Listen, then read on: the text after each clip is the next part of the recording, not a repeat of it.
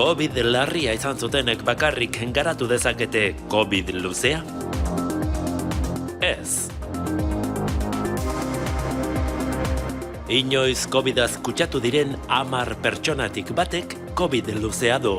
Eguneroko bizitza mugatzen dioten hainbat sintoma ezberdin eta aldakor. Jende asko uste du COVID larria izan zuten pertsonei, hau da, ospitaleratuta egon zirenei gelditu zaien sekuela baten dela COVID luzea. Baina zenbait ikerketa eginda frogatu dute hasieran sintoma arinak izan zituzten pertsonek, baita asintomatikoek ere neke kronikoa, buruko lainoa eta bihotzeko arazoak izan ditzaketela, infekzioa pasa eta hilabete batzuetara. Horrek ikaragarri konplikatzen du COVID luzearen diagnostikoa.